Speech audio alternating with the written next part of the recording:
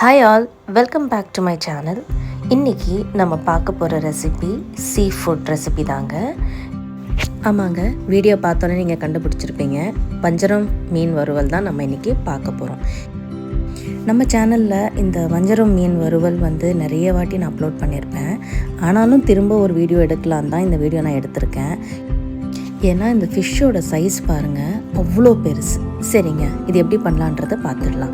First இந்த மலையாளத்தில் சொல்லுவாங்க இல்லையா, மஞ்சப்பொடி, மிளகுப்பொடி, மிளகு பொடி அப்படின்லாம். ஸோ அதே மாதிரி தான் கொஞ்சம் மிளகாத்தூள், கொஞ்சம் காஷ்மீரி மிளகாத்தூள், கொஞ்சம் மஞ்சத்தூள், கொஞ்சம் இஞ்சி பூண்டு பேஸ்ட்டு, லெமன் ஜூஸு, நிறைய லெமன் ஜூஸ் யூஸ் பண்ணிக்கலாம். அப்போ தான் நல்லா மேரினேட் ஆகும். அப்புறம் சால்ட்டு, அதுக்கப்புறம் அரிசி மாவு, இது எல்லாத்தையும் கொஞ்சம் கொஞ்சமாக தண்ணி ஊற்றி நல்லா மிக்ஸ் பண்ணி விட்டுறலாங்க.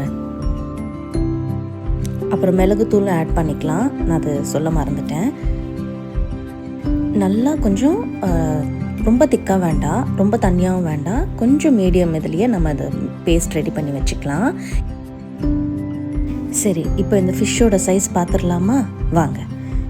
இங்கே பாருங்கள், எவ்வளோ பெரிய மீனுங்க. நான் இது வரைக்கும் இவ்வளோ பெரிய ஃபிஷ்ஷு நான் குக் பண்ணதே கிடையாது. பாருங்கள், என் கையோட பெரிய சைஸு இந்த ஃபிஷ்ஷு. இது நாங்கள் ஒரு 1 kg வாங்கினோம். 1 kgயில் ஒரு 7 slices கிடச்சிது.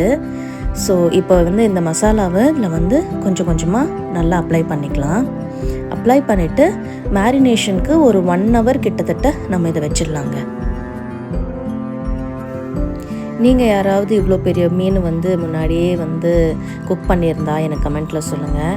ஏன்னா எனக்கு இது தாங்க ஃபஸ்ட் டைம். நான் இவ்வளோ பெரிய ஃபிஷ் குக் பண்ணுறது இதுதான் எனக்கு ஃபஸ்ட் டைம்.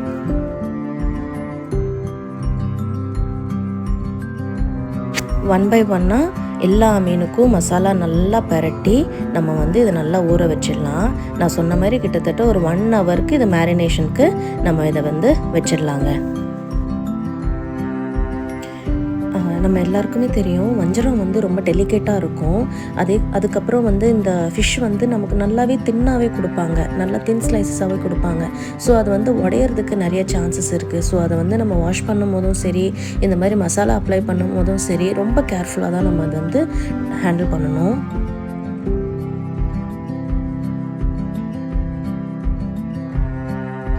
ஃபிஷ்ஷு நல்லாவே ஊறிடுச்சுங்க. இப்போ நம்ம அதை ஃப்ரை பண்ணிக்கலாம்.